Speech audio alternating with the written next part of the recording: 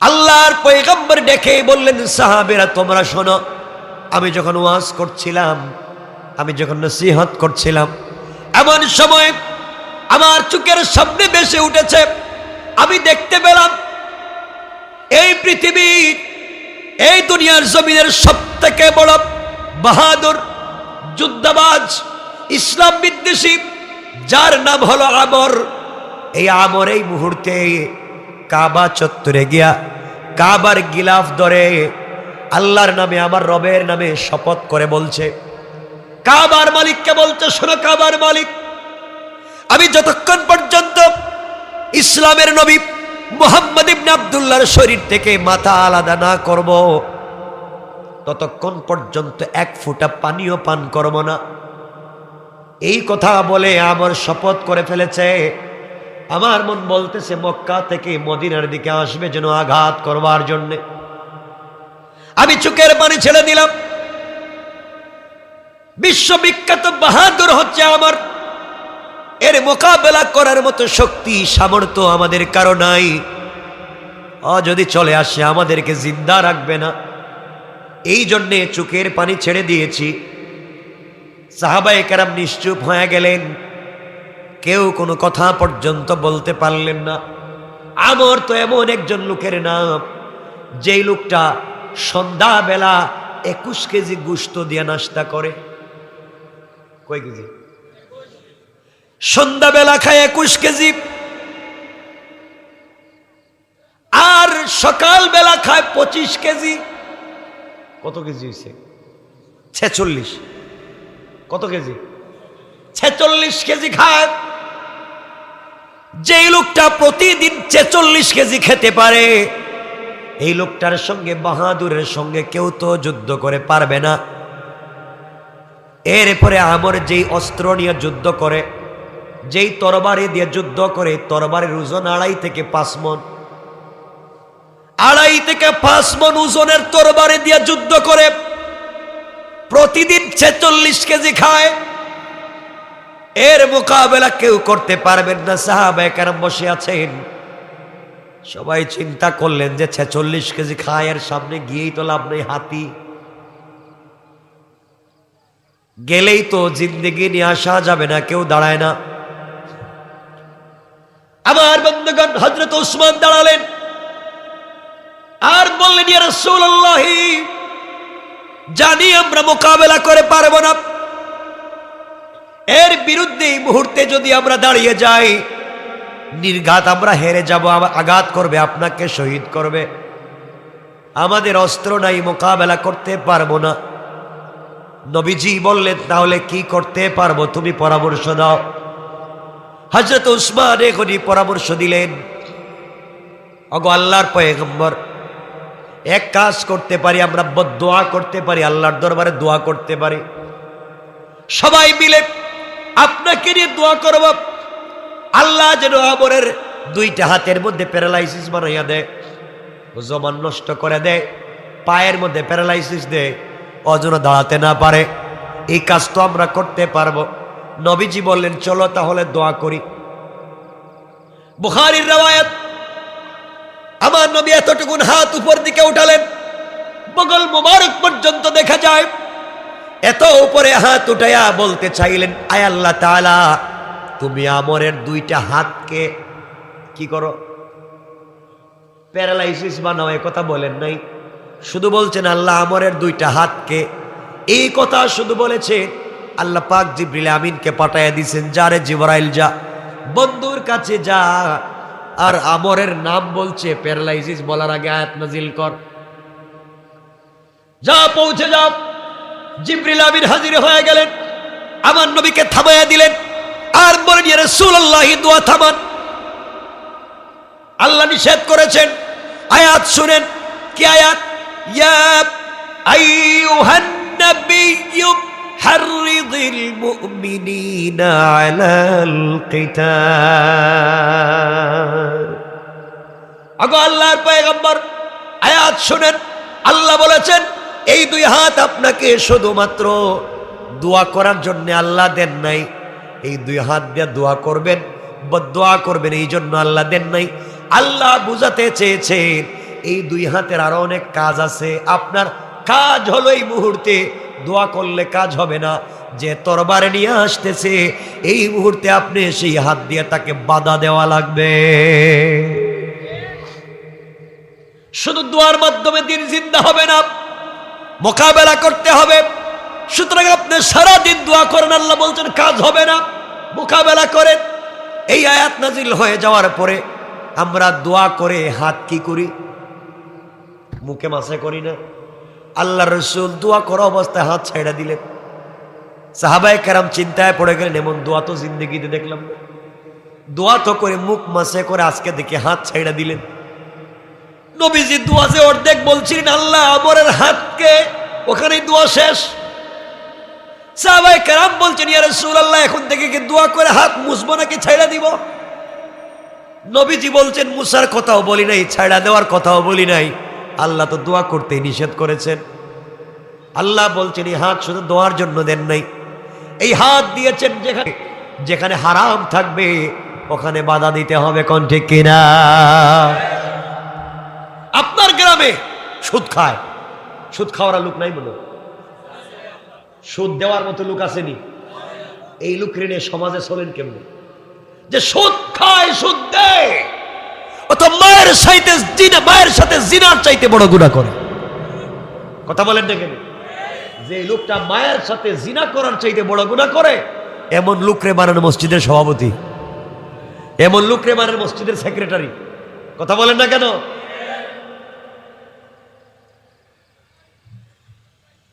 আমার বন্ধুগণ কথাগুলো শুনেন।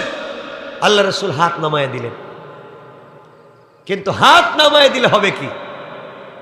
আমার ভাইয়ের এক পর্যায়ে সাহাবায়ে কেরামকে বলছেন, সাহাবায়ে কেরাম তোমরা শোনো, তাহলে একটা কাজ করো, এই মুহূর্তে কে আছো আমরের মোকাবেলা করতে পারবে?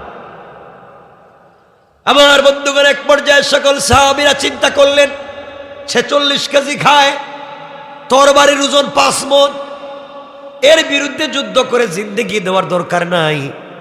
কেউ যখন দাঁড়ালেন না, নবীজি বললেন কে আছো আমরের মোকাবেলা করবা, যুদ্ধ করবা? কেউ দাঁড়ায় না। হঠাৎ করে পিছন দিক থেকে একটা তরুণ ছোট্ট বাচ্চা দাঁড়ায় গিয়ে বলছে ইয়া রাসূলুল্লাহ আমাকে আপনি পাঠাইয়া দেন, আমি রাজি। তাকায়া দেখেন এই লোকটার কেউ না, সে হচ্ছে রসুলের আপন চাচাতো ভাই হযরতে আলী। সুবহানাল্লাহ পড়ে। হযরতে আলী বয়স মাত্র 11। রাসূল বলেন ইজলিস, বহ বহ। পিচ্ছি দাঁড়াইছে, যুদ্ধ করবে, 46 কেজি খায়, আর তুমি মাত্র পিচ্ছি, 11 বছর বয়স, এর বিরুদ্ধে যুদ্ধ? বসো। বসে গেছেন। হযরতে আলী বসে গেলেন। কথা অনেক মনে পড়ে, অনেকগুলো বিষয় মনে পড়ে, সংক্ষেপ করে করে সামনে যাই। এই হযরতে আলী বসে গেলেন। নবীজি আবার বললেন কে আছো আরেকবার দাঁড়াইয়া যাও, মোকাবেলা করবার জন্য কে আছো?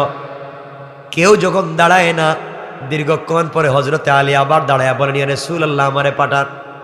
নবীজি বলেন আলী তুমি বসো, তুমি ছোট মানুষ, পারবা না। আলী মানুষ ছিলেন খাটো, বেটে মানুষ। খাটো মানুষ বুঝেন তো? আপনাদের কি বলেন এলাকায়? বাইট্টা, বাইট্টা, এই যে খাটো। তো আলী ছিলেন খাটো। আমাদের মা ফাতেমা রাদিয়াল্লাহু তাআলা আনহার চাইতে প্রায় 1 হাত বাড়তি ছিল, প্রায় এত বাড়তি আলী। আমাদের দেশে যদি এমন কোন বউ জামাই পাইতো যে জামাই বাইট্টা, বউ লম্বা, তোমারে নিয়ে দরকার রিস্কার ড্রাইভারে নিয়ে কুলাউড়া বাজারে যাইব, তোমারে নিয়ে যাইতাম না। ঠিক কিনা বলেন?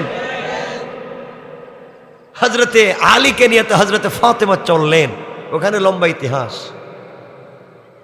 আর বিয়ের ইতিহাস তো অনেক মজার ইতিহাস, সেদিকে যাব না। আমার বন্ধুগণ হযরতে আলী, বিশ্ব নবী আলীকে বসায় দিলেন, আলী বসে যাও। 3 নাম্বার আমার নবীজি বললেন কে আছো দাঁড়াইয়া যাও, মোকাবেলা করার জন্য দাঁড়াও। কে আছো আমরের বিরুদ্ধে মোকাবেলা করবে? কেউ যখন দাঁড়ায় না, রাসূল পাক সাল্লাল্লাহু আলাইহি ওয়াসাল্লাম দেখলেন কেউ দাঁড়ায় না। পিছন দিক থেকে আবার হযরতে আলী দাঁড়ায় গেলেন। এবার বিশ্ব নবী 2টা হাত মোবারক বড় করে দিলেন আর নিজে দাঁড়িয়ে গেলেন। আর বলেন, আলী তুমি আর দাঁড়িয়ে থাকবা না, এই মুহূর্তে তুমি আমার কলিজার সঙ্গে আসো, বুকের সঙ্গে বুক মিলাও, আমার বুকের মধ্যে তুমি চলে আসো। এই কথা বলে আলীকে ডাক দিলেন, বুকের সঙ্গে জড়ালেন, কপালে চুম্বন করলেন আর বললেন, আলী রে, কেউ যখন আসতে চায় না, কেউ মোকাবেলার জন্য যেতে চায় না, তুমি বারবার দাঁড়াও কেন? আলী বললেন, ইয়া রাসূলুল্লাহি, আপনি আল্লাহর পয়গাম্বর, আমি আপনার চাচাতো ভাই, আমি বেঁচে থাকতে কোনো কাফের যদি আপনার মোকাবেলার জন্য চলে আসে, আপনাকে আঘাত করে, আমি আশিক রাসূল প্রমাণ করতে পারবো না। আমি আশিক রাসূল, এমন আশিক রাসূল হতে চাই আপনি পৃথিবীতে বেঁচে থাকবেন, আর আমি আলী যদি 1,00,000 বার পৃথিবীতে জীবিত হই, আমি আপনার জন্য জীবন দিতে রাজি। ইয়া রাসূলুল্লাহ, আপনি আমি আলীকে পাঠান, যুদ্ধের জন্য আমি যাই। নবীজি বললেন, আলী রে, এই লোকটার সামনে 5,000 লোক যদি দাঁড়ায়, কেউ মোকাবেলা করে পারে না, কেউ তার বিরুদ্ধে যুদ্ধ করে পারে না, তুমি কেমনে তার সঙ্গে পারবে? তুমি ছোট মানুষ। আলী বললেন, ইয়া রাসূলুল্লাহ, আমি টেনশন করতে পারি না, যেই জায়গায় আল্লাহ রাব্বুল ইজ্জত ওয়াল জালাল আছেন, আর আপনি যেখানে দোয়া করবেন, আমার বিশ্বাস 2 বন্ধু যেখানে আছে, ওই জায়গায় আমার কোনো চিন্তা নাই। আলী জানাইয়া দিলেন, ইয়া রাসূলুল্লাহ, আপনার কি মনে নাই? কি বিষয়? আপনার কি ওই ঘটনা মনে নাই যেই দিন আপনি হিজরত করে মক্কা থেকে মদিনায় যাবেন, ইয়াসরিবের দিকে যাবেন, রাত্রবেলা আপনার কাছে জিবরিল আমিন হাজির হয়ে গেলেন, এসে বলেন, ইয়া রাসূলুল্লাহ, আপনি উঠেন, আপনি ইয়াসরিব মদিনার দিকে হিজরত করবেন। পয়গম্বরে আরবি ওই দিন আপনি আমাকে আপনার বিছানায় শোয়া রাখছিলেন, আপনি আপনার বিছানায় আমাকে রাখছিলেন, আর বলছিলেন, আলী, মক্কার মানুষগুলো আমাকে দেখতে পারে না, আমাকে মারতে চায়, আমাকে দুনিয়ার জমিন থেকে উঠাইয়া দিতে চায়, কিন্তু তাদের আমানত, তাদের সম্পত্তি আমার কাছে রাখে। ওরা জানে সারাদিন আমার বিরোধিতা করে, কিন্তু ওরা জানে মক্কার মধ্যে একমাত্র আমানতদার বিশ্বনবী মুহাম্মদুর রাসূলুল্লাহ। আজ আমি চলে যাই, আলী তুমি শুয়ে থাকো, সকালবেলা মানুষের কাছে তুমি আমানত পৌঁছে দিবা। ইয়া রাসূলুল্লাহ, ওই দিন আপনি যখন ঘর থেকে বের হবেন, ওই দিন তো ঘরের চতুর্দিকে কাফেররা ছিল, কাফেররা ঘরটাকে বেষ্টন করে রেখে দিয়েছিল, আপনি বের হতে পারতেছিলেন না। ওই সময় কেমনে বের হয়েছিলেন আপনার মনে আছে কি? নবীজি বলেন, আলী তুমি বলো, তুমি বলো, কি বলতে চাও? আলী বলেন, ইয়া রাসূলুল্লাহ, ওই সময় আপনি আল্লাহর কাছে বলেছেন, আল্লাহ তাআলা আপনি আমাকে বলেছেন ঘর থেকে বের হওয়ার জন্য, আমি ঘর থেকে বের হতে চাই, যেতে চাই, কিন্তু আমার ঘরের চতুর্দিকে তো কাফেরেরা, ওরা যে কোনো সময় আমাকে আঘাত করবে, হত্যা করবে। আল্লাহ রাব্বুল ইজ্জত ওয়াল জালাল জানাইয়া দিয়েছিলেন, বন্ধুরে, তোমার কাজ হচ্ছে ঘর থেকে বের হয়ে যাওয়া, আর তোমার গোটা জিন্দেগির জিম্মাদার স্বয়ং আমি আল্লাহ। ওগো আল্লাহর পয়গম্বর, এই কথা বলবার পরে আপনি আল্লাহকে বলেছিলেন, আল্লাহ তাআলা জানি আপনি আমার জিন্দেগির জিম্মাদার, আমি জানি এবং বিশ্বাস করি ঠিকই, কিন্তু আল্লাহ তাআলা আমাকে আপনি উপায় বলে দেন, আমি ঘর থেকে বের হলে ভয় হয় যদি মেরে ফেলে। ওগো পয়গম্বরে আরবি, ওই সময় আল্লাহ আপনাকে বলেছিলেন, বন্ধুরে, ঘরের কর্নার থেকে, ঘরের কোন জায়গা থেকে কঙ্কর নেও, বালি নেও, এক মুষ্টি বালি, কঙ্কর অথবা পাথর হাতে নেও, নিয়ে কাফেরদের উপরে নিক্ষেপ করো। তুমি নিক্ষেপ করতে দেরি হবে, আমি আল্লাহ তোমাকে হেফাজত করতে, আমি আল্লাহর 1 সেকেন্ডও দেরি হবে না। পড়েন সুবহানাল্লাহ। আগো আল্লাহর পয়গম্বর, আপনি ওই সময় আল্লাহকে বলেছিলেন, আল্লাহ তাআলা আপনি আমাকে বলেছেন কঙ্কর দিয়ে আঘাত করার জন্য, আমি তো করতে পারি, কিন্তু বালি নিক্ষেপ করলে কত দিকে যায়? একদিকে, চতুর্দিকে যায়। আমি একদিকে নিক্ষেপ করলাম, কই দিকে গেল? পিছন দিকে গেছে, যেদিকে মারবো সেদিকেই যাবে। ইয়া রাসূলুল্লাহ, আপনি আল্লাহকে বলছিলেন, আল্লাহ তাআলা আপনি আমাকে বলেছেন কঙ্কর মারার জন্য, বালি মারার জন্য, আমি যেদিকে মারবো ওদিকেই তো যাবে, কিন্তু কাফেররা তো আমার ঘরের চতুর্দিকে আছে, একদিকে মারলে অন্য দিকের কাফেররা আমাকে আঘাত করবে। ওই দিন আল্লাহ কি বলেছিলেন বন্ধু? আগো আল্লাহর পয়গম্বর আপনি বলেন। আল্লাহ রসুল বলেন আলী তুমি বলো আল্লাহ কি বলেছেন? আল্লাহ বলেছিলেন বন্ধুরে তোমার কাজ হচ্ছে নিক্ষেপ করা, আর আমার কাজ হচ্ছে সবার চুকে চুকে পৌঁছাইয়া দেওয়া। আগো পয়গম্বর আরবি ওই কথার পরে আপনি পাথর হাতে নিয়ে নিক্ষেপ করলেন, একদিকে পৌঁছে গেল চতুর্দিকের কাফেরদের চুকে। আপনি মদিনায় পৌঁছে যাওয়ার পরে আল্লাহকে একদিন জিজ্ঞাসা করেছিলেন, বলেন আল্লাহ কেমনে গিয়েছিলেন? আপনি বলেন আল্লাহ আপনাকে কি জবাব দিয়েছিলেন? আবার আল্লাহ জবাব দিয়েছিলেন ওয়ামা রামাইতা ইয রামাইতা ওয়ালাকিন্নাল্লাহা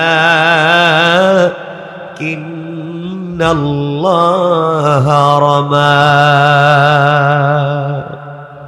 আল্লাহ রাব্বুল ইজ্জত ওয়াল জালাল বলে দিলেন, আল্লাহ বললেন বন্ধুরে তুমি যখন নিক্ষেপ করেছিলে তুমি মনে করেছো তোমার হাত দিয়া, তখন যখন তুমি পাথরগুলো নিক্ষেপ করেছো তখন ওটা তোমার হাত থাকে নাই, ওটা হয়ে গিয়েছিল স্বয়ং আমি আল্লাহর হাত, আর আমার হাত দিয়া কাফেরদের চুকে চুকে পৌঁছে দিয়েছে। কোন সুবহানাল্লাহ, আল্লাহু আকবার। ওগো আল্লাহর পয়গম্বর আমি জানতে চাই যে আল্লাহ চতুর্দিকে নিজের হাত দিয়ে ফেলে দিয়ে আপনাকে বাঁচালেন, ওই আল্লাহ এখন আছেন না নাই? আল্লাহর পয়গম্বর বললেন আলী আছেন তো। ইয়া রাসূলুল্লাহ আমার বিশ্বাস, আমার মন বলতেছে আল্লাহ যেহেতু আছেন আমাকে আমরের মোকাবেলায় সেই আল্লাহ হেফাজত করবেন। পড়েন সুবহানাল্লাহ। আমার বন্ধুগণ বিশ্বনবী আলীকে বললেন আলী রে যুদ্ধ করবার মতো তোমার কাছে কি কোনো তরবারি আছে? আলী বললেন ইয়া রাসূলুল্লাহ কোনো তরবারি নেই, কি দিয়ে মোকাবেলা করব? কিছুই নাই। নবীজি হযরত ওসমানকে বলেন ওসমান তোমার কাছে কি কোনো তরবারি আছে? ওসমান বলেন ইয়া রাসূলুল্লাহ বাড়িতে দেখতে পারি উট জবাই করার কোনো তরবারি থাকতে পারে। হযরত ওসমান বাড়িতে চলে গেলেন, বাড়িতে গিয়ে উট জবাই করার একটা তরবারি আনলেন, ছুরি আনলেন। হাদিসের কিতাবে লেখে ছুরিটা ছিল 26 থেকে 27 ইঞ্চি লম্বা। কত ইঞ্চি? তাহলে কতটুকুন হবে? এতটুকুন না, 26 থেকে 27 ইঞ্চি লম্বা, টিনের মতো পাতলা। আল্লাহর রাসূলের হাতে দিলেন, নবীজি হাতে নিলেন আর বললেন ওসমান এটা পাতলা একটা 26 থেকে 27 ইঞ্চি তরবারি, তা দিয়ে মোকাবেলা করবে 2.5 থেকে 5 মণ ওজনের তরবারির মোকাবেলা। আলী বললেন ইয়া রাসূলুল্লাহ আপনি টেনশন করবেন না, আল্লাহ কোরআনে বলছেন কাফেররা কৌশল করে ইসলাম মুছে দেওয়ার জন্য, আর আল্লাহ কৌশল করেন দিন জিন্দা করার জন্য। আমার আল্লাহ কোরআনে কারীমের ভিতরে বলছেন ওয়া মাকারু ওয়া মাকারাল্লাহ ওয়াল্লাহু খায়রুল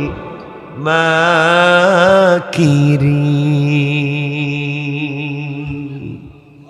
পয়গম্বর আরবি দুনিয়ার কাফেররা কৌশল করে দিনটাকে মুছে দেওয়ার জন্য, আর আমার আল্লাহ কৌশল করেন দিনটাকে প্রতিষ্ঠা করার জন্য। আমার বিশ্বাস আমার আল্লাহ চাইলে আমার এই পাতলা টিনের তরবারিকে 5 মণ ওজন তরবারির বিরুদ্ধে মোকাবেলায় বিজয় অর্জন করাতে পারেন কি পারেন না? আওয়াজ করে বলেন পারেন কি পারেন না? আল্লাহ রাসূল কপালে চুম্বন করে বিদায় দিয়ে দিলেন। হযরত আলী চলে গেলেন, আমরের সামনে দাঁড়িয়ে গেলেন। একদিকে আমর 5000 সেনাবাহিনী নিয়ে আসছে, সবাই সুসজ্জিত, 5 মণ ওজনের তরবারি 46 কেজি খায় আসছে। হযরত আলী বিপরীতে দাঁড়াইছেন। আমর বলতেছে বাচ্চা তুমি চলে যাও, তুমি এখানে থাইকা লাভ নাই, তোমাকে আঘাত করা লাগবে না, তোমাকে ইশারা করলেই তো দুনিয়ার জমিন থেকে উঠে যাবে। হযরত আলী দাঁড়িয়ে গেলেন, 26 ইঞ্চি তরবারি হাতে নিলেন, আমরের সামনে দাঁড়ালেন, আর দাঁড়িয়ে মাটির মধ্যে রেখা টান দিলেন, দাগ দিলেন। দাগ দিয়া দাগের মধ্যখানে আলী দাঁড়ালেন, তরবারি হাতের মধ্যে নিলেন, তরবারি হাতের মধ্যে নিয়ে 3 বার ফু দিলেন। তরবারির মধ্যে ফু দিয়ে দাগ দিয়া ভিতরে দাঁড়াইয়া বলছেন আমর তোমাকে যদি তোমার মা অরিজিনাল জন্ম দিয়ে থাকে, তোমার বাবার ঔরসে মায়ের গর্ভে যদি তুমি সত্যিকার জন্ম নিয়ে পাহলওয়ান হয়ে থাকো, সাহস থাকলে আমার দাগ দেওয়া ভিতরে আসো, আসলে মাথা নিয়ে যাইতে পারবা না। আল্লাহু আকবার। আমার চিন্তায় পড়ে গেছে, কয় কি পিচ্ছি ছেলে, কয় কি দাগ দিয়া দাগের ভিতরে আমার ডাকে, কয় সংক্ষেপ করব না, কষ্ট হচ্ছে আপনাদের?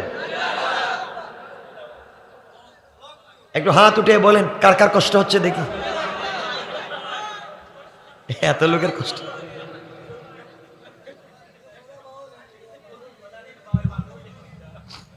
আমার বন্ধুগণ শোনো, যুবকদেরকে বলছি শোনো, আজকে শুধু আছো তোমরা প্রেম নিয়ে ব্যস্ত, গার্লফ্রেন্ড বয়ফ্রেন্ড, ঠিক কি?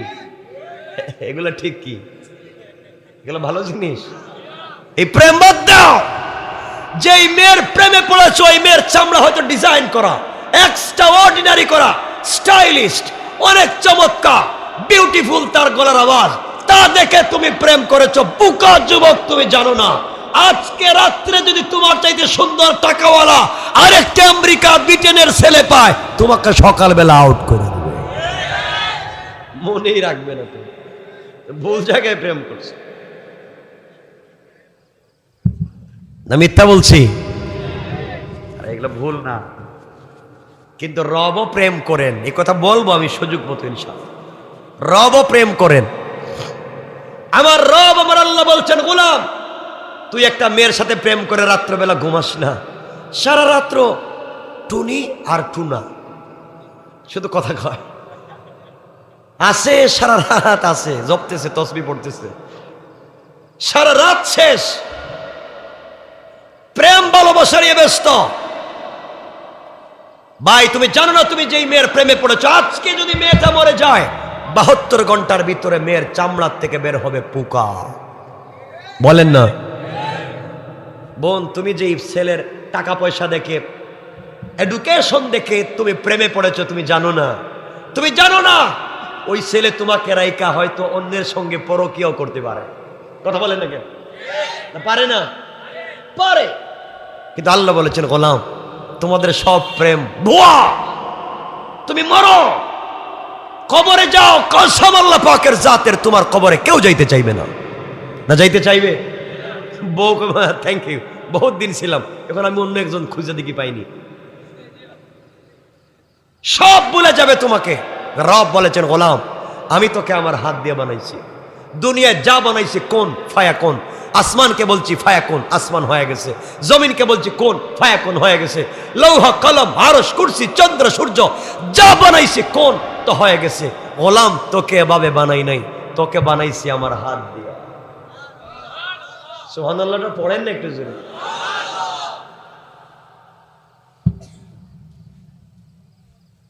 এজন্য আল্লাহ বলছেন, গোলাম আমার কাছে আরশে আজিম আছে, আমার কাছে জান্নাতুল ফিরদাউস আছে, আমার কাছে বাইতুল মামুর আছে, কিন্তু আমার ভাল লাগে না, একটাবার ভাল লাগে না। আমি সব সময় পড়ে থাকি কখন আমার গোলাম আমাকে ডাক দিবে, কারণ গোলামের সঙ্গে আমার প্রেম, বান্দার সঙ্গে আমার প্রেম। আল্লাহ নিজে বলেন আমিও প্রেম করি, আমিও করি। আল্লাহ বলেন আমি প্রেম করি বিশ্বনবীর সাথে, আমিও প্রেম করি বিশ্বনবীর সাথে। আর আপনারা প্রেম করবেন রসুলের সাথে। আল্লাহ বলছেন আমিও তো করি। আল্লাহ কেমনে করেন? মাঝে মাঝে আমার আল্লাহ আমার নবীরে ডাক দেন, ইয়া ইয়া রাসূলুল্লাহ, এভাবে না, দেখাই আমি কেমনে রসুলকে ডাক দিছেন।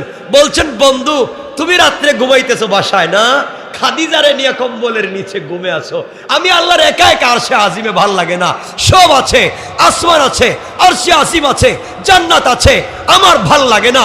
বন্ধু কম্বলের নিচ থেকে বাইরো, খাদিজারে ঘুম পাড়াও, তোমার জন্য আমার প্রেম, আমি জেগে আছি ঘুমাই না, লা তাখুযুহু সিনাতুন ওয়ালা নাওম, আমার ঘুম আসে না, তোমার সঙ্গে দুই গাল কথা বলতে চাই, 2 মিনিট কথা বলতে চাই।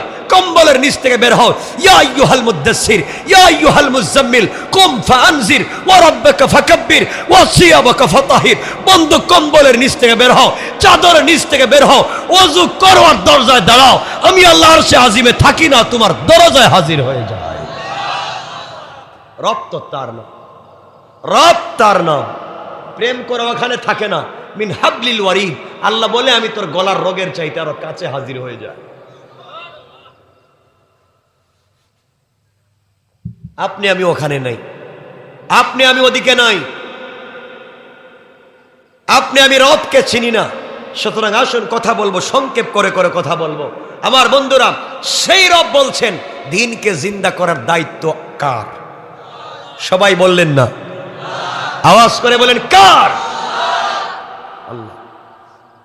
মসজিদের হুজুরকে বলবেন, হুজুর আমাদেরকে প্রত্যেক জুমায় বিষয়ভিত্তিক কথা বলেন, এক এক দিন এক একটা বিষয়ে কথা বলেন। সুদের বিষয়ে ওয়াজ করেন, ঘুষের বিষয়ে ওয়াজ করেন, ফেন্সিডিল, ইয়াবা, বাবা, এগুলো আসেনি এলাকায়। বাবা খায়, ওরে আল্লাহ কি কর, বাবা খুর আছে এখানে, খাওয়া যাবে না।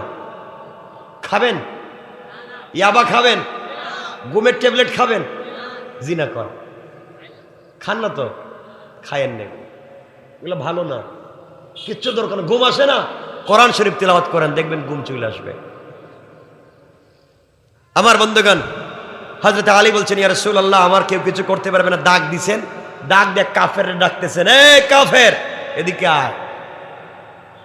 ও দেখতেছি পিচ্চি ছেলে, আমারে ডাকতেছে, আমি 46 কেজি খাই আসছি। আলীর এদিকে তুই কি খাই আসছস? আলী কই কিছু খাই নাই, রোজা রাখছি।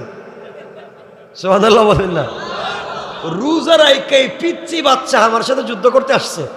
আরে বুকা, আমি পিচ্চি হইতে পারি, আমি না খায়া থাকতে পারি, আমার আল্লাহর শক্তি কিন্তু কম না। আল্লাহু আকবার। এজন্য আমার আল্লাহ বলছেন, ইন্না কাইদাশ শাইতানি কানা দাঈফা। আল্লাহ রাব্বুল ইজ্জাতুল জালাল বলে দিয়েছেন, কাফের বেঈমানরা যত কৌশল করে না কেন, সবগুলা কৌশল আমি আল্লাহর কাছে দুর্বল। কোন সুবহানাল্লাহ। আজকালকে কাফেররা আমাদের ক্ষতি করে না। আপনারা খামাকা শুধু শুধু হিন্দু, বৌদ্ধ, ইহুদি, খ্রিস্টানদেরকে দোষাদোষি করে লাভ নাই, ওদের বিরুদ্ধে বইলা লাভ নাই। ওরা আমাদের কোনো ক্ষতি করতেছে না। আমাদের সব থেকে বড় দুশ্মন, আমাদের ঘরের দুশ্মন মুনাফিক। আমার চাইতে লম্বা জুব্বা, আমার চাইতে লম্বা পাগড়ি, দাড়িও বেশি, হাতে তসবিও আছে, কিন্তু এলাকার সব থেকে বড় মুনাফিক। আছে না নাই? কার বউ কোন দিকে গেল, কার মেয়ে কারে নিয়ে গেল। প্রত্যেকের এলাকায় তো ছোট ছোট মিনি সংসদ ভবন আছে না? কইটা? চার দোকান। চার দোকানগুলো বসলে সংসদের সব খবর এখানে পাইবেন, সব পাইবেন, সব এখানে হয়। আমার বন্ধুগণ, অনেক মুরব্বী আছেন, আল্লাহ জানে এখানে নাই থাকতে পারেন, দাঁড়িয়ে আছে, তসবিও আছে, আজানের সময় চা খায়া টেলিভিশন দেখে। আছে না নাই? অন্যায়। আপনি দাঁড়িয়েও রাখছেন, তসবিও পড়েন, আমি কি কম জানি নাকি? আমি তো বহুত জানি। শয়তানকে আমিও জানি। শয়তান কি কম জানতো?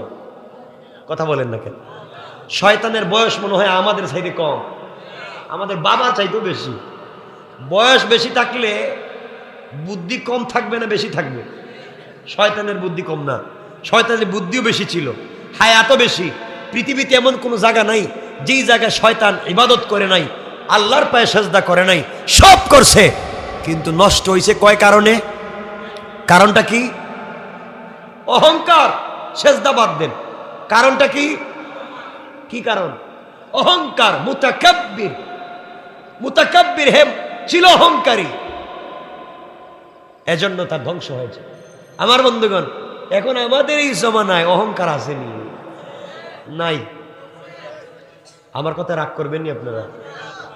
অহংকার এমন হয়েছে, দেখবেন এলাকায় যদি কেউ মোটামুটি একটু বড় হুজুর হয়ে যান, এলাকায় বড় হুজুর তো বুঝেন, একটু বড় হুজুর, তিনি আর পাবলিককে সালাম দেন না। আসতে বললেন কেন? বড় হুজুর, আমি সালাম দিব কেন? আমি বড় হুজুর, আমারে সালাম দেও, তোমার কপালে ঠাডা পড়ো। কথা বলেন না কেন? আমি সব বিষয়ে কথা বলবো অল্প অল্প করে। তুমি বড় হুজুর, তুমি তো বেশি সালাম দেওয়ার কথা ছিল, আপনি তো রাসূলের চাইতে বড় হুজুর না। বুখারী শরীফের হাদিস, হযরত আবু বকর বলেন, আল্লাহর জাতের কসম, আমার জিন্দেগিতে কত ট্রাই করেছি নবীজিকে সালাম দেওয়ার জন্য, কিন্তু আমি নবীজির আগে নবীজিকে সালাম দিতে পারি নাই। সুবহানাল্লাহ বলেন। আপনি সালাম দেন না কেন? বড় হুজুর সালাম দেয় না। মুসাফার জন্য হাত দিলে হাত দেয় না, কয় ঠান্ডা লাগতেছে, হাত রেখে দেয়। কিন্তু মুসাফার সময় যদি হাতে হাদিয়া দেন, হাদিয়া, হাদিয়া বুঝছেন তো, থ্যাংক ইউ ভেরি গুড, আবার আইসো আরো দিও। আর যে দিল না, আপনি সিরিয়ালে একটু দূরে যান, আর একজনের সুযোগ দেন। কথা বলেন, মিথ্যা বলছি কেন? জাননেওয়ালা সমাজকে আপনি আমি বিষাক্ত করেছি নিজের মতো করে। আপনারা সালাম দিবেন ইনশাআল্লাহ। কথা বলছেন না কেন? বাসায় গিয়ে আজকে বউরে সালাম দিবেন। এখন আর কিছু না, এর মনে কেউ বিয়ে করছে না নাকি? আজকে বাসায় গিয়ে বউরে সালাম দিবেন, কিচ্ছু কর ইনশাআল্লাহ। কোন বউরে সালাম দিতে অসুবিধা আছে? তাহলে বিয়ে করছিলেন কেন বেচারি রে? বউরে আজকে সালাম দিবেন তো বলবেন, বউ আসসালামু আলাইকুম, বিউটিফুল, খুব স্মার্ট, তুমি খুব সুন্দরী বলবেন। হাসতেছে আর আমি রসুলের কথা বলতেছি। রসুল মাঝে মাঝে বলতেন, আয়েশা মাশাআল্লাহ তোমাকে খুব সুন্দর লাগতেছে। আমাদের মাকে বলতেন, কিন্তু কাপড়টা সুন্দর করে পরতে পারো নাই, তুমি আমার কাছে আসো, আমি মুহাম্মদ মানে বিশ্ব নবী খুব সুন্দর শাড়ি পরাইয়া দিতে পারি, কাপড় পরাইয়া দিতে পারি, তোমাকে আমি কাপড়টা পরাইয়া দিই। সুবহানাল্লাহ বলেন। আপনারা বউরে দিছেননি? দেন। আপনারা তো বউরে পারবেন না দিতে, পাশের বাড়ির ভাবিরে দিতে পারবেন। দোষ তো অন্য জায়গায়।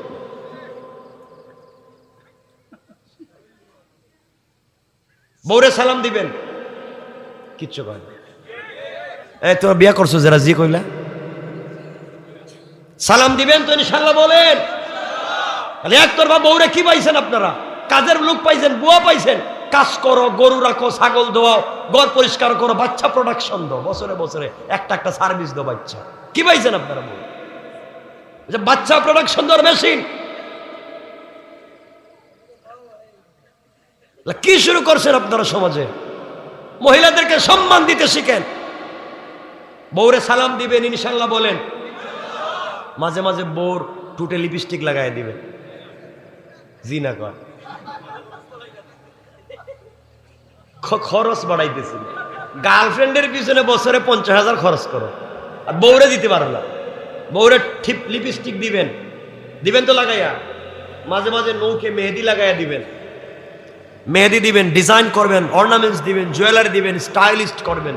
মাঝে মাঝে চুল বেনি করে দিবেন, কিচ্ছু করে না। ইনশাল্লাহটা করুন। বউরে দিবেন না? বউরে দিবেন, চুল আছড়াইয়া দিবেন, মাঝে মাঝে লিপস্টিক দিবেন, মাঝে মাঝে শার্ট পরাইবেন, প্যান্ট পরাইবেন না। আরে শার্ট প্যান্ট পরা তো কুলাউড়া মার্কেটে দিতে বলি নাই। শার্ট প্যান্ট ডিজাইন করবেন, একবার স্টাইলিশ চমৎকার আকর্ষণীয় করবেন শুধু আপনার সামনে। কথা বলেন না কেন?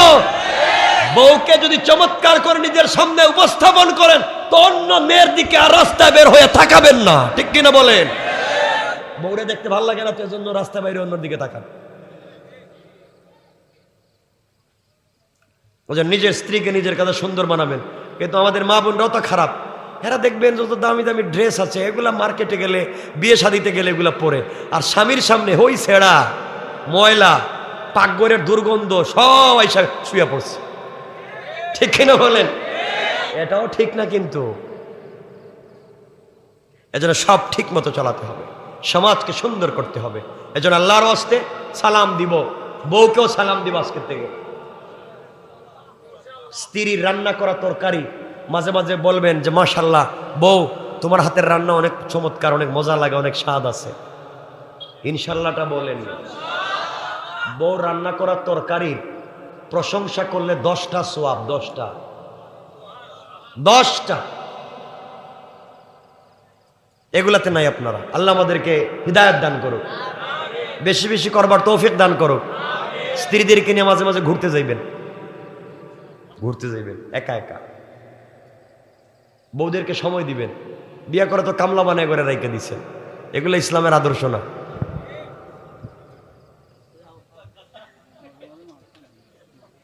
আল্লাহ আমাদেরকে কবুল করুক, পড়ে না আমিন। যারা বিয়ে করো নাই এমন যুবক আসনি, দেখিস তো একটু হাত উঠাতো। অভাব নাই, বিয়ে করবা না? বিয়ে করার সময় যৌতুক নিবা? যৌতুক কথা বলো। যৌতুক যদি নেওয়ার টার্গেট থাকে, বাথরুমে ঢুকে 2-4 ঘন্টা খাইয়া বাইরে চলে আসবা, এরপরও যৌতুক নিবা না। বেচারা মেয়ে জন্ম দিয়া ঠেকছে, এগুলো হারাম। কথা শুনেন, এগুলো হারাম। যেই বিয়াতে যৌতুক নাই, যেই বিয়াতে মোহর কম, আল্লাহ রাসূল বলেছেন আল্লাহ নিজের কুদরতি ভাবে এই বিয়েতে বরকত দান করেন। সুবহান। আমার মুসলমান বন্ধুগণ, গভীর মনোযোগ। হযরত আলী কাররামাল্লাহু ওয়াজহা ডাক দিয়ে আমরকে বলছেন, আমর তুমি কি এর ভিতরে ঢুকতে পারবা? দীর্ঘ 1 ঘন্টা আঘাত করেছে, কিন্তু একটা আঘাত আলীর উপরে পড়ে না। এবার আলী বিসমিল্লাহ বলে তরবারি ঘুরালেন। 26 ইঞ্চি টিনের তরবারি ঘুরালেন।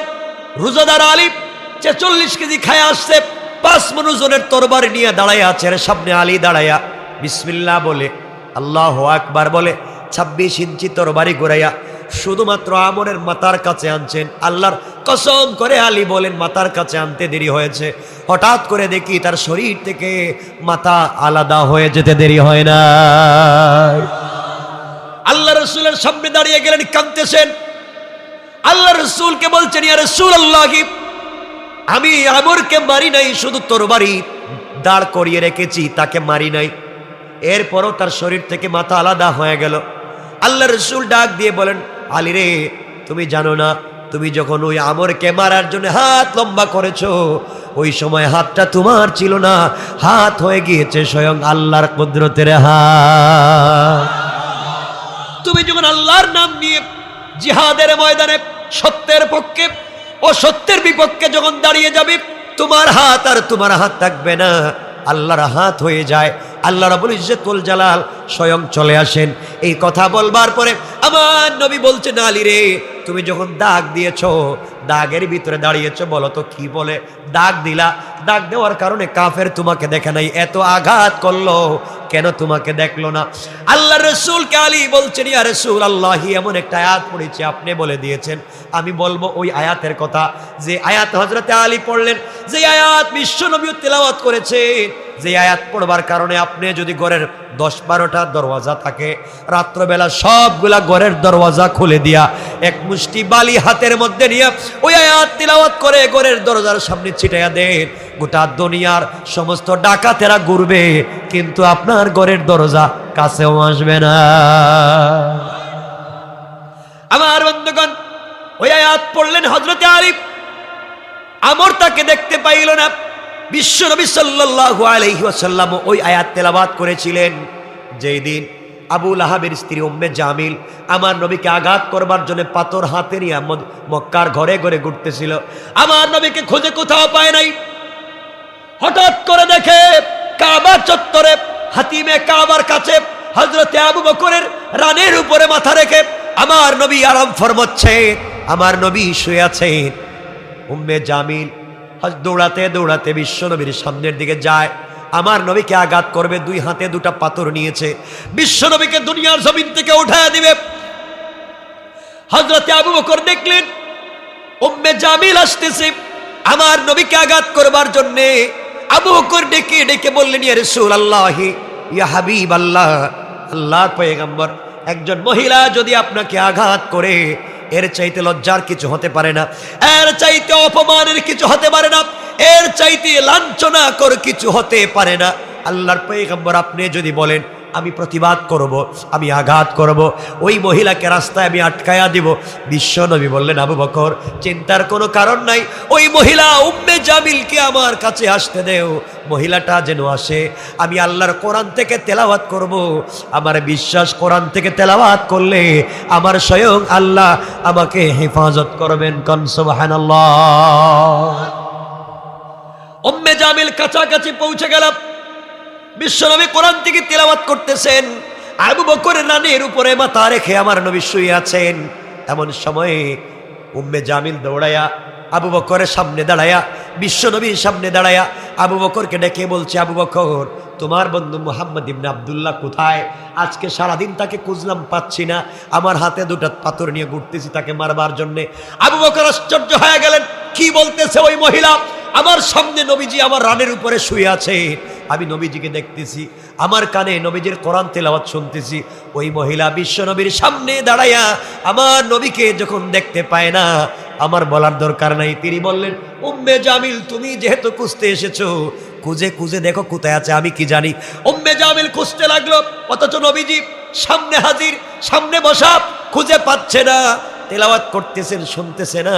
খুঁজতে খুঁজতে উম্মে জামিল পাগল হয়ে যাওয়ার সময় গালি দিয়া বলতেছে, আবু বকর রে, তোমার বন্ধুকে খুঁজলাম, পাইলাম না, তাকে জানাইয়া দিবা, তার কাছে তার আল্লাহ আমার বিরুদ্ধে, আমার স্বামী আবুল আহাবের বিরুদ্ধে, আমার দুইটা সন্তানের বিরুদ্ধে কোরআনের আয়াত নাজিল করেছেন, আমাদেরকে নাকি ধ্বংস করবেন। দুটা পাথর নিয়ে ঘুরতেছিলাম, তাকে হত্যা করবার জন্য খুঁজে পাইলাম না, জানাইয়া দিবা, মক্কার কোথাও যদি তাকে একা পাই তাকে হত্যা করব। হুমকি দিয়া ওই জায়গা থেকে চলে যাচ্ছে। উম্মে জামিল যখন দূরে চলে গেল, হযরতে আবু বকর বিশ্ব নবীকে জড়ায়া ধরলেন, চোখের পানি ছেড়ে কাঁদলেন, আর ডেকে ডেকে বললেন, ইয়া রাসূলুল্লাহ, আপনি বলেন তো, আমি আপনাকে দেখি, আপনার তেলাওয়াত আমি শুনি, উম্মে জামিল আপনার সামনে দাঁড়ায় আপনাকে দেখলেন, এর কারণ কি?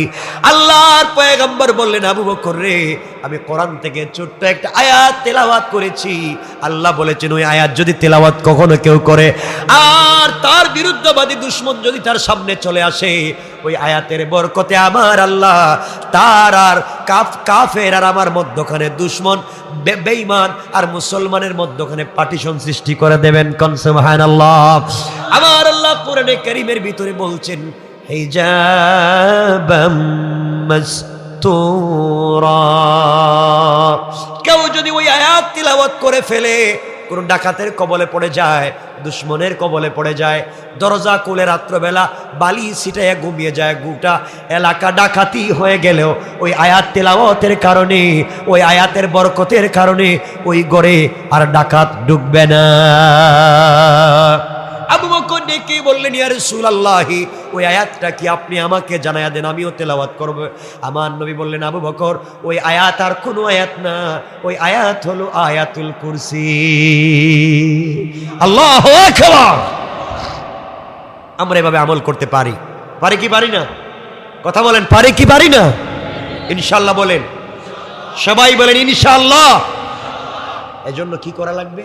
দ্বীনের পথে চলা লাগবে, 5 ওয়াক্ত নামাজ পড়া লাগবে, হালাল খাওয়া লাগবে, হারাম থেকে বাঁচা লাগবে। বাঁচবো তো ইনশাআল্লাহ।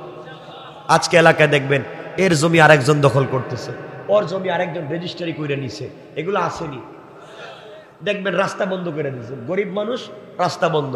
রাস্তা বন্ধ করছি এই কারণে তুই বাড়ি করে আমার কাছে বিক্রি করে যাওয়া লাগবে, এগুলো আছে না এলাকায়? গরিব মানুষকে মানুষ বিপদে ফেলে দেয়। মনে রাখবেন, আজকে আপনি যাকে কষ্ট দিচ্ছেন, আজকে আপনি যাকে কষ্ট দিচ্ছেন, এই দিন দিন না, আরেকটা দিন আছে, কিয়ামতের দিন বুঝতে পারবেন দুনিয়াটা কত কষ্টকর, কত নির্মম। কিয়ামতের দিন বাঁচবার কোনো পথ নাই, বাঁচতেই যদি হয় একমাত্র আল্লাহর দয়া ছাড়া কোনো পথ নেই। কথা বলেন না কেন? কোনো পথ নাই। আমরা এর জন্য ঘুষ খাবো না, বলেন ইনশাআল্লাহ। বলেন না, ঘুষ, সুদ, জিনা, ব্যভিচার, হিংসা, বিদ্বেষ, চুরি, আস্তে আস্তে কর, ডাকাতি, ব্যবসা ওজনে কম, দেননি কম ওজনে, জিনা কয়, তাহলে দেখ এটা ওজনে কম দেখে, এগুলা সব হারাম। এগুলা কি? কথা বলেন না কেন? বাচ্চাদেরকে দিন শিখান, বাচ্চাদেরকে দিন শিখান, বাচ্চাদেরকে নিয়ে মসজিদে আসেন, বাচ্চাদেরকে নিয়ে নামাজে আসেন। কিন্তু দুঃখের বিষয় হচ্ছে আজকালকে শুনছি বিভিন্ন এলাকায় নাকি মসজিদে বাচ্চাদেরকে আসতে দেওয়া হয় না, নিষেধ। বাচ্চারা মসজিদে আইসো না, ডিস্টার্ব করে, চিল্লাচিল্লি মারামারি করে। আসেনি আপনাদের এলাকায়? আসেনি এটা? বাচ্চা মসজিদে গেলে নিষেধ, এটা আসেনি? আল্লাহ জানে। কোন মুসল্লি যদি বাচ্চা মসজিদে গেলে নিষেধ দেয়, তাহলে আস্তে করে মুসল্লিকে টান দিয়ে মসজিদ থেকে বাইর করে দিবে। ঠিক আছে তো? যেই মুসল্লি বাচ্চা মসজিদে গেলে বলবে তার ডিস্টার্ব হয়, পরে বাইর করে দিবেন। আল্লাহ কয় আমারও ডিস্টার্ব হয়। বাচ্চারা কই যাইব? বাচ্চারা মসজিদে যাবে, খেলাধুলা করবে, দৌড়বে, ফ্যান ঠান্ডা ফালাই দিব, গ্লাস ভাঙ্গে দিব, প্রয়োজনে ইমাম সাহেবের লঙ্গি ধরে টান দিব। কোনো অসুবিধা আছে আপনাদের? না অসুবিধা থাকলে বলতে হইব, আমি এটা বলবো, সমাধান দিব। থাকলে বলেন। বাচ্চারা মসজিদে দৌড়াদৌড়ি করলে, মারামারি করলে আপনার সমস্যাটা কি? বলেন কোন হাদিসে রাসূল বলছেন বাচ্চা মসজিদে গিয়ে দৌড়াদৌড়ি করলে নিষেধ? বলেন। বাচ্চা মসজিদে গেলে আপনাদের সমস্যা কি? বাচ্চা মসজিদে গিয়ে যদি দৌড়ে সালাম ফিরে কয় কত বাপ কেডা, তো কার ছেলে তোর বাপরে পায় আজকে, তোরও তো মারবো, তোর বাপরে কই বুঝে মসজিদের আশেপাশে না আসে। কথা কন না কেন? কি শুরু হয়? বাচ্চারা মসজিদে আসবে, দৌড়াদৌড়ি করবে, তার যা মন চায় করবে। কারণ বাচ্চারা মসজিদে দৌড়াদৌড়ি করবে কারণ জান্নাতের মসজিদের ভিতরে খেলবার জায়গায় থাকবে বাচ্চাদের মসজিদ। পড়েন সুবহানাল্লাহ। ও তো সিনেমা হলে যায় নাই, তো মসজিদে আসছে। আপনি মসজিদের সৌন্দর্য চিন্তা করতেছেন, মসজিদের আদব রক্ষা করবেন আপনি। কথায় তো অনেক কথা চলে আসে, এটা হালাল না, এটা হারাম বাচ্চাদেরকে মসজিদে নিষেধ করা। রাসূল পাক সাল্লাল্লাহু আলাইহি ওয়াসাল্লাম একদিন আসরের নামাজ পড়াচ্ছেন। কিসের নামাজ? 3 রাকাত পড়াইছেন। 4 নম্বর রাকাতের দ্বিতীয় সেজদা শেষ, প্রথম সেজদা শেষ, দ্বিতীয় সেজদায় গেছেন, গিয়ে আর নামাজ থেকে উঠেন। 10 মিনিট 15 মিনিট চলে গেছে গা। কিরে এত লম্বা সেজদা দিচ্ছেন? সাহাবায়ে কেরাম মনে করতেছেন ইয়া আল্লাহ, রাসূল আছেন নাকি ইন্তেকাল করছেন? এত লম্বা সেজদা তো দেওয়ার কথা না। দীর্ঘক্ষণ সেজদা দিয়া রাসূল উঠছেন। সাহাবায়ে কেরাম জিজ্ঞাসা করলেন ইয়া রাসূলুল্লাহ, আপনি এত লম্বা সেজদা দিলেন কেন? আমরা কি আজকের থেকে এভাবে লম্বা সেজদা দিব, নাকি জিবরাইল আসছিল? নবীজি বলছেন কিছুই না, জিবরাইলও আসে নাই, তোমাদের লম্বা সেজদার দরকার নাই, তাহলে কেন লম্বা করলেন সেজদা? নবীজি বলছেন তোমরা জানো না, আমি যখন নামাজের 4র্থ রাকাতের দ্বিতীয় সেজদায়, তখন আমার এই যে পিচ্চি নাতি হাসান ও আমার কান্দের উপরে ওইটা ঘোড়া খেলাইতেছে। ঘোড়া দৌড়ায় আমার কাঁধের উপরে ওইটা, মানে আমি যদি এর নামাইয়া দেই, ভয় পাইয়া যদি মসজিদ থেকে যায়, আর আল্লাহ যদি বলেন কি ইমাম সাহেব এই মুসল্লিরা মসজিদ থেকে বাইর করছেন কেন, তাহলে আমি বিপদে পড়ে যাবো। এজন্য আমি কাঁধের উপরে রাখছি, যতক্ষণ ভাল লাগে খেল, নামলে পরে আমি সেজদার থেকে উঠবো। আমি তো সেজদায় পড়ে রয়েছি, উঠি না, আর নাতি তো খেলাচ্ছে।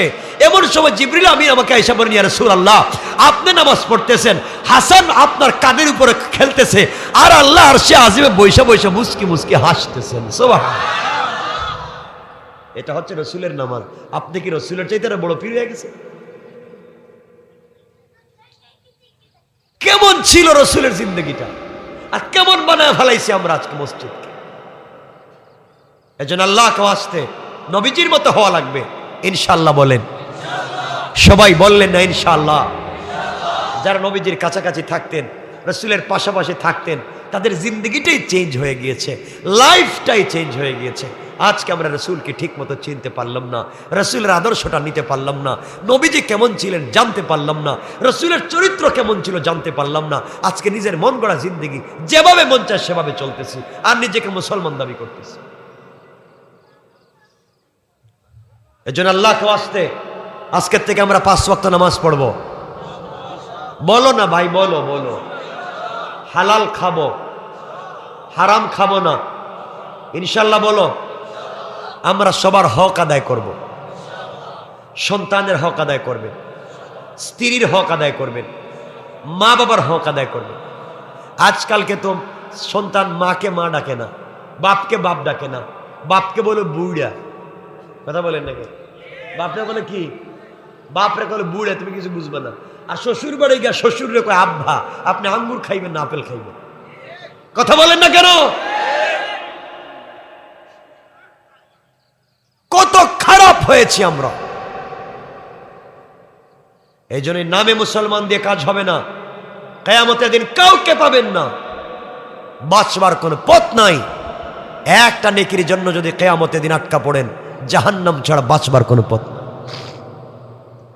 এই জন্য একটা নেকির জন্য চেষ্টা করেন, ইনশাআল্লাহ। ইনশাআল্লাহ বলেন আমার বন্ধুগণ, একটা নেকির জন্য যদি কিয়ামতের দিন আটকা পড়েন, কেউ আপনাকে সহযোগিতা করবে। এখানে কথা বলতেছি তো ডিস্টার্ব হয়, একটু বলবেন কেউ? এই যেখানে চিল্লায় না, একটু বইলা দিন শুধু, যেন এখানে না কথা বলে। ভাই আপনাদের কষ্ট হচ্ছে? আমি খুব লম্বা করবো না, 10:10 হয়ে যাচ্ছে। আমার মুসলমান বন্ধুগণ, গভীর মনোযোগ। আল্লাহর পয়গম্বরের প্রিয় সাহাবীদের চরিত্র কেমন ছিল শুনো মুসলমান। কিয়ামতের দিন যদি বিপদে পড়ে যাও, কেউ তোমাকে হেফাজত করবে না, কেউ রক্ষা করবে না। কিয়ামতের দিনে এক গোলামকে আল্লাহ বলছেন হিসাব দাও। গোলাম আল্লাহর সামনে হিসাব দেওয়ার জন্য দাঁড়িয়ে যাবে। আল্লাহ বলবেন, গোলাম দুনিয়ার জমিনে যা করেছো হিসাব দাও। আল্লাহর গোলাম যখন হিসাব দেওয়ার জন্য দাঁড়াবে, গোটা জিন্দেগি প্রবাসে কাটাইয়া দিয়েছে, মাকে খাওয়াইছে, বাবাকে খাওয়াইছে, সন্তানদেরকে লালন পালন করছে, ঘর বানাইছে, বাড়ি বানাইছে, সব করেছে, জিন্দেগি শেষ করলো পরিবারের জন্যে। আল্লাহর নাম ঠিক মতো নিতে পারে নাই। আল্লাহ যখন হিসাব চাইছে, গোলাম হিসাব দাও, টাকায়া দেখে হিসাব দিতে গিয়া দেখে তার আমল নামায় কোনো নেকি নাই। তার আমল নামায় শুধুমাত্র একটা নেকি আছে, শুধু গুনাহ আর গুনাহ। যুবক ভাই, তোমরা যারা বাড়িতে আছো, তোমাদেরকে বলছি, তোমার ভাই আমেরিকা থাকে, ব্রিটেন থাকে, প্রবাসে থাকে, তোমার ভাইকে তো টাকার মেশিন বানাইয়া ওখানে ছাইড়া দিছ। তুমি এখানে দামি দামি গাড়ি দৌড়াও, দামি দামি কাপড় ইউজ করো, দামি দামি গরিব, দামি দামি মোবাইল ইউজ করো। তোমার ভাই ঈদের দিন পর্যন্ত কাজ করো। তোমার ভাই ওভার টাইম রাত্রবেলা না ঘুমাইয়া কাজ করে তোমাদেরকে খাওয়ায়। প্রবাসের জিন্দেগিতে যারা আছেন তাদেরকে জিজ্ঞাসা করেন, আর নিজের জিন্দেগি যেমন চাও ওইভাবে বাড়িতে কাটাইয়া দাও। সারা জিন্দেগি কষ্ট করে কাটিয়ে দিয়েছে, সবার জন্য করেছে। আল্লাহর গোলামের যখন হিসাব আল্লাহ চাইলেন, হিসাব দিতে গিয়ে তাকে আমল নামার ভিতরে নেকি আছে মাত্র একটা। পুরো আমল নামা গুনার গুনাহ, বাঁচবার কোনো পথ নাই। আল্লাহর গোলামকে আল্লাহ ডাক দিয়ে বলছেন, গোলাম রে যা, আমল নামার ভিতরে আমল নামা না থাকলে, সব না থাকলে জান্নাতে যেতে পারবে না, নেকি নিয়ে আসো। আল্লাহর গোলাম বলছে, আল্লাহ তাআলা আপনি আমাকে নেকির কথা বলছেন, আমার কোনো টেনশন নাই।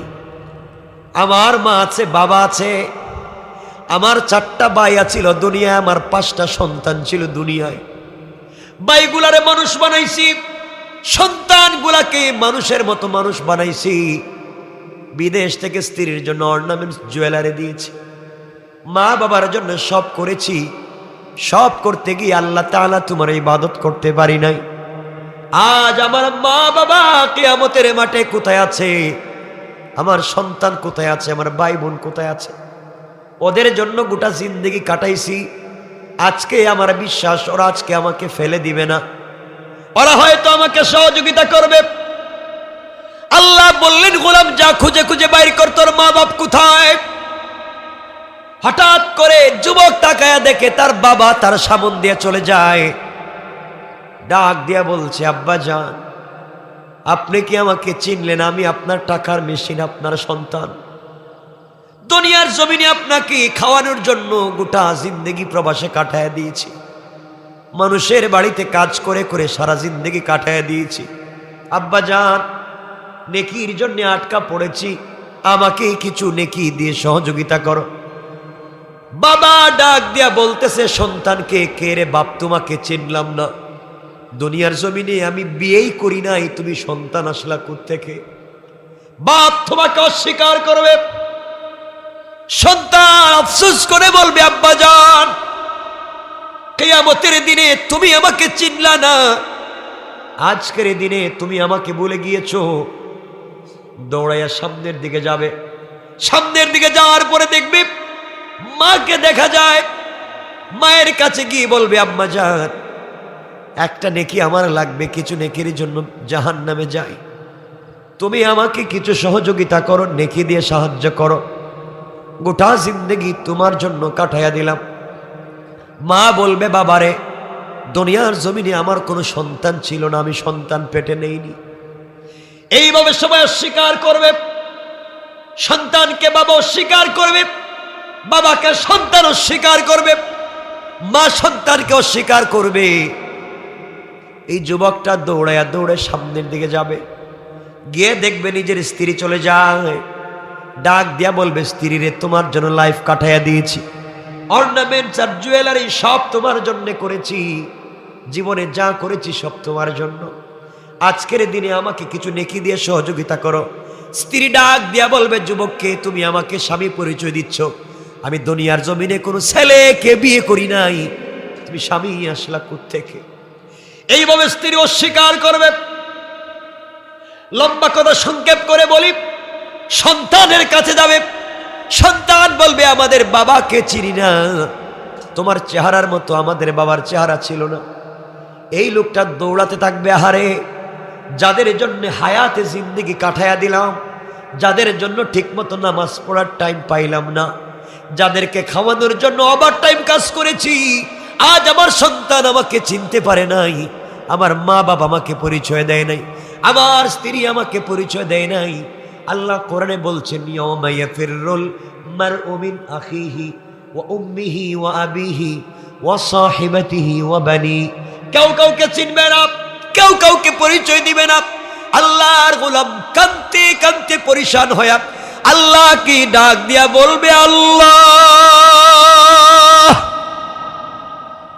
যাদের জন্য জিন্দেগি কাটাইয়া দিয়েছি, যাদের জন্য নিমক হারামি করছি তোমার সাথে, নামাজ পড়ি নাই, সঠিক পথে চলতে পারি নাই, হারামে হালালে মিলাইয়া আমি টাকা ইনকাম করে সন্তানদেরকে পড়াইছি, আয় আল্লাহ সবাই আমাকে ভুলে গিয়েছে, এখন আমি কোথায় যাব? আমার যে যাওয়ার জায়গা না।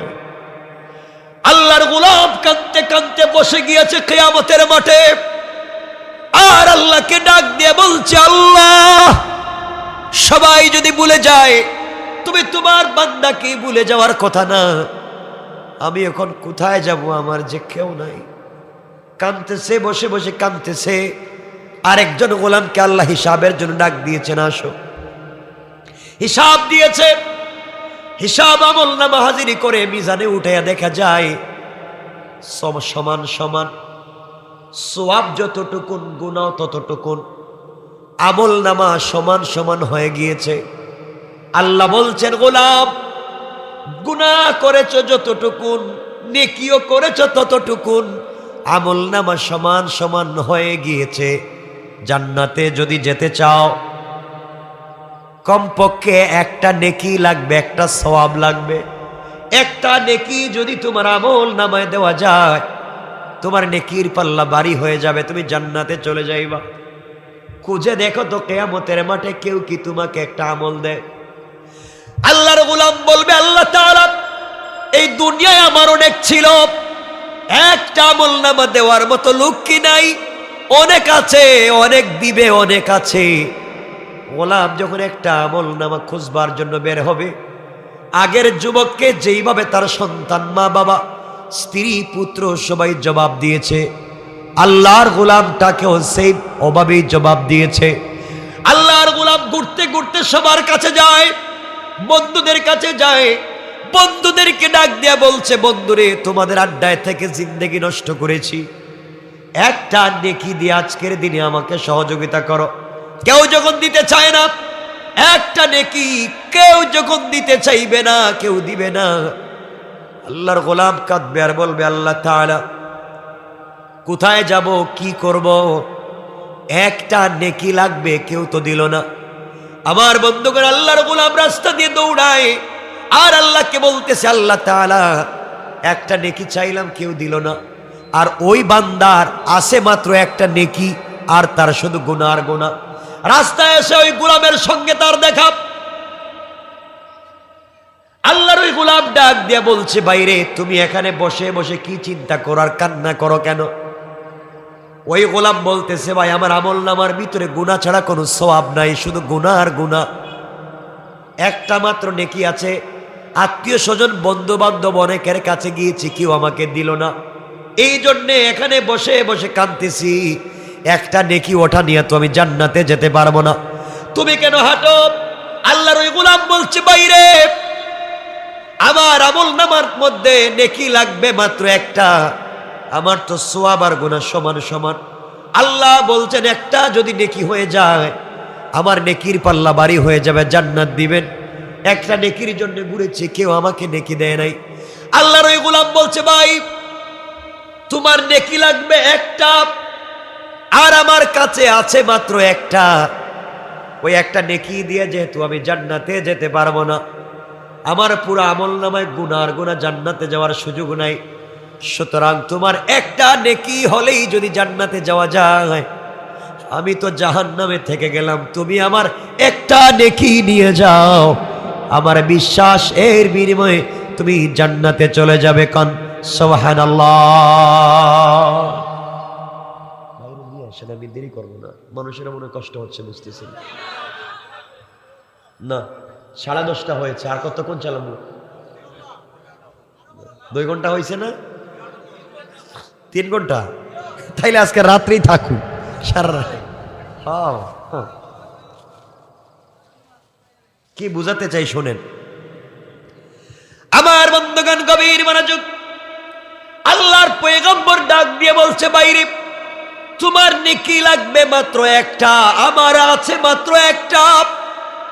এক নেকি নিয়ে জান্নাতে যাওয়ার সুযোগ নাই, তুমি আমার নেকিটা নিয়ে যাও, আমার বিশ্বাস এর বিনিময়ে তোমাকে আল্লাহ মাফ করে দিবেন।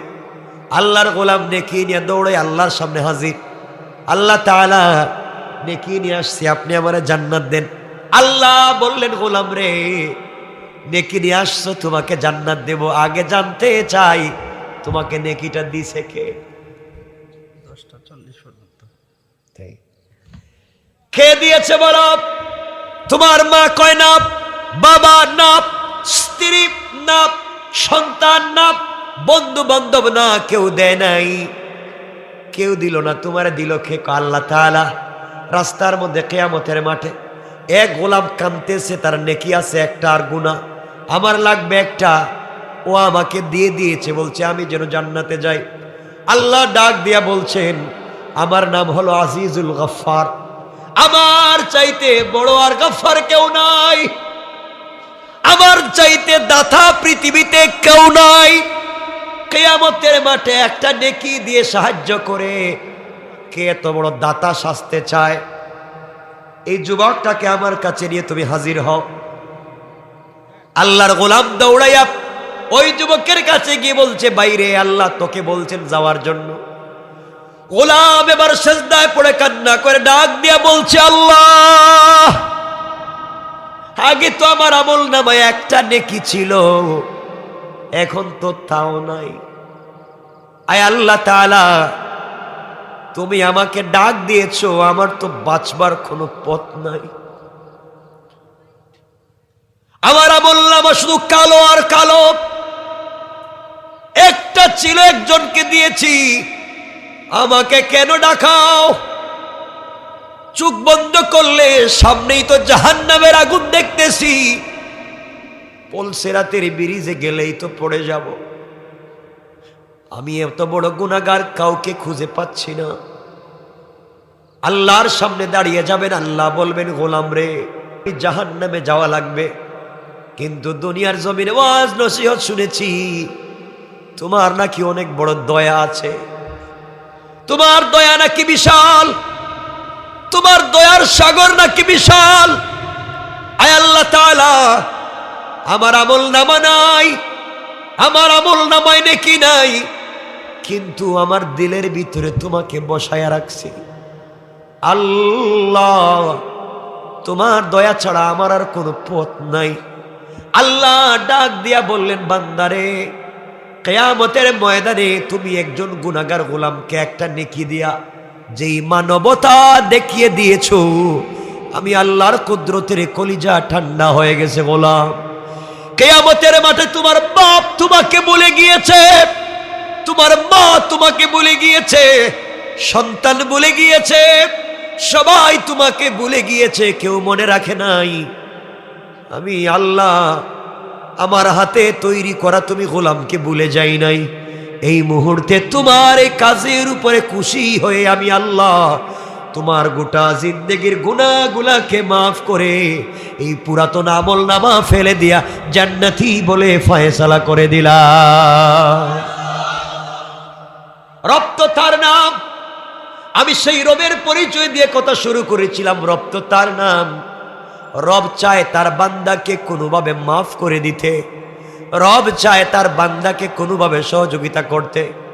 রব আল্লাহ ডাক দিয়া বলছেন, গোলাম আমি শুনছি তুমি নাকি বিপদে পড়েছো, গোলাম তোমার নাকি টাকা লাগবে, গোলাম তোমার নাকি পয়সা লাগবে, তোমার নাকি বিপদে পড়ে গিয়েছো, মামলায় পড়ে গিয়েছো, তোমার জায়গার উপরে নাকি আরেকজন দখল করে ফেলেছে। ও গোলাম, তুমি নাকি তোমার মেয়েকে বিয়ে দিতে পারতেছো না, তুমি নাকি অসুস্থ, তোমার পিছনে মানুষ লেগে গিয়েছে, সবাই তোমার বিরুদ্ধে দুশ্মনী করে। গোলাম রে, কারো কাছে বলার দরকার নাই। রাত্র যখন গভীর হয়ে যায়, দুনিয়ার সবগুলা মানুষ ঘুমাইয়া যায়, দুনিয়ার ধনীদের দরওয়াজা বন্ধ হয়ে যায়, দুনিয়ার সকল মানুষের দরওয়াজা যখন বন্ধ হয়ে যায়, ওই সময় আমি আল্লাহ আমার রহমতের দরজা তোর ঘরের দরজার সঙ্গে মিলাইয়া খুলে দে। গোলাম রে, তুই ঘুম থেকে উঠে যা, ঠান্ডা পানি দিয়ে অজু কর, অজু করে মুসল্লার সেজদায় গিয়ে যখন আমি আল্লাহকে আল্লাহ বলে ডাক দিয়ে চোখের পানি ছেড়ে দিবে, তোমার চোখের পানি চোখ থেকে বের হয়ে নাকের ডগায় আসতে দেরি হবে, আমি আল্লাহ তোমাকে মাফ করে দিতে আমি আল্লাহর 1 মিনিটও দেরি হবে না। পড়েন সুবহানাল্লাহ। গোলাম, আমি চাই রাত্রবেলা যখন কেউ দেখবে না, সবাই চায় তার প্রেমিকার সঙ্গে অন্ধকারে কথা বলতে, একাকিত্বে কথা বলতে, পার্সোনাল টাইমে কথা বলতে। রাত্র যখন গভীর হয়ে যায়, দুনিয়ার সবগুলা মানুষ যখন ঘুমিয়ে যায়, ওই সময় আমি আল্লাহ ঘুমাই না, চিন্তায় থাকি। কখন তুমি ঘুম থেকে উঠবা আর আমি আল্লাহকে ডাক দিবা, আমি তোমার ডাকে সাড়া দিব। ও গোলাম, আমি জানি তুমি বিপদে, আর টেনশন করার দরকার নাই, দুনিয়ার মানুষের কাছে নিজের দুর্বলতা বলার দরকার নাই। রাত্র যখন গভীর হয়ে যাবে, ঠোঁট নাড়াই আমি আল্লাহর কাছে বলে দিবা, আমি আল্লাহ আরশে আজিমে থাকি না, তোমার সেজদার জায়গায় হাজির হয়ে যায়। সে রবকে চিনেন? পারবো তো ইনশাআল্লাহ?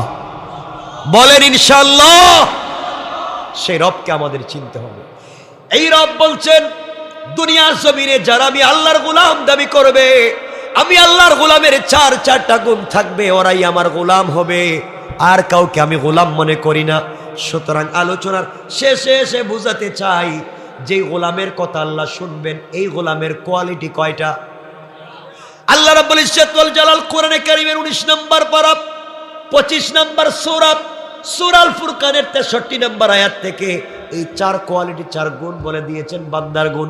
আমার আল্লাহ বললেন, ওয়া ইবাদুর রাহমানিল্লাযীনা ইয়ামশুনা আলাল আরদি হাওনা। আল্লাহ রাব্বুল ইজ্জত ওয়াল জালাল বললেন, সুতরাং দুনিয়ার জমিনে যারা আমি আল্লাহর গোলাম দাবি করবে, আশিক রাসূল দাবি করবে, নিজেকে আমি আল্লাহর গোলাম মনে করবে, আমি আল্লাহর গোলামের 1 নাম্বার গুণ হলো, আমার গোলাম যত বড় হোক না কেন, দুনিয়ার জমিনে কোনোদিন অহংকার করতে পারে না। আপনি বড় আলেম, অহংকার করবেন না। আলেম হয়েছেন, অহংকার করবেন না। আল্লাহ মুআল্লিমুল মালাইকা, ফেরেশতাদের শিক্ষকের মতো বড় আলেম ছিল শয়তান, অহংকার করার কারণে শয়তান বানিয়ে দিয়েছেন। আপনি বড় আলেম হয়ে যদি অহংকার করেন, আল্লাহ আপনাকে শয়তান বানাইয়া দিতে পারে। আল্লাহ আপনাকে টাকার মালিক বানিয়েছেন, ব্যাংক ব্যালেন্সের মালিক বানিয়েছেন। আপনি যদি টাকার কারণে অহংকার করেন, নমরুদ আর ফেরাউনকে আল্লাহ যেভাবে হামান আর সাদ্দাতকে অহংকারের কারণে ধ্বংস করেছেন, বন্ধুরে আপনিও যদি সম্পদের কারণে অহংকার করে, আল্লাহ ধ্বংস করে দিতে পারে। কোন ঠিক কিনা? এই জন্য আল্লাহর গোলাম যারা হবে তাদের 1 নম্বর গুণ হলো অহংকার করবে না। আল্লাহর গোলামের 2 নম্বর গুণ আমার আল্লাহ বললেন, ওয়াইদা খাতাবাহুমুল জাহিলুনা ক্বালু সালামা। আল্লাহ রাব্বুল ইজ্জত ওয়াল জালাল বলছেন, অহংকার দূর করবার পরে আমি আল্লাহর গোলামের 2 নম্বর গুণ হলো, আমার গোলামকে কেউ গালি দিলে গালির জবাব দিবে না, মারলে মারির জবাব দিবে না, আঘাত করলে আঘাতের জবাব দিবে না, সমালোচনা করলে সমালোচনার জবাব দিবে না, তার বিরুদ্ধে কেউ কথা বললে জবাব দিবে না। বরং আমি আল্লাহর গোলাম যারা দাবি করবে, আমার গোলামকে কেউ যদি গালি দেয়, আমার গোলাম গালির জবাবে গালি না দিয়া ওই ব্যক্তির জন্য শান্তি আর সালামতির দোয়া করে যায়। কোন সুবহানাল্লাহ। সুতরাং আল্লাহর গোলামের 1 নম্বর গুণ, অহংকার করা যাবে না। কি করা যাবে না? সবাই বলেন, আমরা অহংকার করব? কথা দেন, অহংকার করব। আল্লাহর গোলামের 2 নম্বর গুণ, গালি দেওয়া। বলেন না, গালি দেওয়া যাবে না। 1 নম্বর অহংকার করব না, 2 নম্বর কাউকে গালি দিব না। ছোট মানুষ বড় মানুষ যে যাকে যেখানে পাই আমরা গালি দিব। আল্লাহর গোলামের 3 নম্বর গুণ আমার আল্লাহ বলেছেন, ওয়াল্লাযীনা ইয়াবীতুনা লিরাব্বিহিম সুজদাও ওয়া কিয়ামা। আল্লাহ রাব্বুল ইজ্জত ওয়াল জালাল বললেন, আমি আল্লাহর গোলামের 3 নম্বর গুণ হলো, আমার গোলাম বিপদে পড়ে গেলে সিজদা করবে আমি আল্লাহর পায়ে, রুকু করবে আমি আল্লাহর পায়ে। অর্থাৎ গভীর রাত্র হয়ে গেলে আমার গোলাম যখন ঝামেলায় পড়ে যাবে দুনিয়ার জমিনে, কারো কাছে বুক খুলে বলতে পারে না, মুখ খুলে নিজের দিলের কষ্টের কথা বলতে পারে না, আমার গোলাম রুকু আর সিজদায় গিয়ে যখন আমি আল্লাহকে বলবে, বলতে দেরি হবে, আমি আল্লাহ কবুল করতে দেরি হবে না। পড়েন সুবহানাল্লাহ। আল্লাহর গোলামের 3 নম্বর গুণ কি? রুকু সিজদা কার পায়ে? বলেন না। 1 নম্বর গুণ, অহংকার করা যাবে। 2 নম্বর, গালি দেওয়া যাবে। 3 নম্বর, রুকু সিজদা কার পায়ে? বলেন না সবাই, মানবেননি। কয়টা বলছি? 4 নম্বর গুণ আমার আল্লাহ বলছেন, ওয়াল্লাযীনা ইয়াকুলুনা রব্বানা ইসরিফ আন্না আযাবা জাহান্নাম ইন্না আযাবাহা কানা গারামা। আল্লাহ রাব্বুল ইজ্জত ওয়াল জালাল বলে দিলেন, আমি আল্লাহর গোলাম যারা দাবি করবে তারা দুনিয়ার জমিনে সাকারাত শুরু হয়ে যাওয়ার আগে, গারগারা শুরু হয়ে যাওয়ার আগে, আজরাইল চলে আসার আগে, মালাকুল মউত পৌঁছে যাওয়ার আগে, ব্রেন নষ্ট হয়ে যাওয়ার আগে, আমার গোলাম যখন গোটা জিন্দেগির গুনার জন্য আমি আল্লাহর কাছে মাফ চাইবে, চাইতে দেরি হবে। আল্লাহ বলে দিলেন, ইল্লাল্লাযীনা তাবু ওয়া আসলাহু ওয়া বায়্যানু। যখন আমার গোলাম সাকারাত শুরু হওয়ার আগে, গারগারা শুরু হয়ে যাওয়ার আগে, মালাকুল মউত পৌঁছে যাওয়ার আগে, আমার গোলাম যখন আমি আল্লাহর কাছে তাওবা শুরু করবে, গুনাহ মাফির জন্য চাইবে, আমি আল্লাহ ঘোষণা করে দিলাম, গোলাম রে চাইতে দেরি হবে, মাফ করে দিতে দেরি হবে না। পড়েন সুবহানাল্লাহ। এরপরে বলছেন, ইন্নাহা সাআত মুস্তাকাররাও ওয়া মুকামা। এই 4 গুণ যদি অর্জন করতে না পারো, অহংকার যদি ছাড়তে না পারো, গালি দেওয়া যদি বন্ধ করতে না পারো, সেজদা করা যদি না শিখো, সাকারাতের আগে তওবা করা যদি না শিখো, তাহলে 4 গুণ যদি অর্জন করতে না পারো, ইন্নাহা সাআত মুস্তাকাররা ওয়া মুকামা, এমন জাহান্নামে তোমাদেরকে নির্ধারিত করে স্থায়ী করে দেব, যেই জাহান্নামে আযাব হবে নির্লজ্জ, যেই জাহান্নামের আযাব হবে একবারেই অনন্তকালের জন্য চলবে। এই আযাব, এই শাস্তি একজন মানুষের পা থেকে মাথা পর্যন্ত জ্বালিয়ে দিবে, চামড়া জ্বালিয়ে দিবে, সব জ্বালিয়ে দিবে, কিন্তু তার মৃত্যু হবে না। এজন্যে আল্লাহ আমাদের সবাইকে আমল করার তৌফিক দান করুন। সবাই বলেন আমিন। কথা এখানে রেখে দিলাম।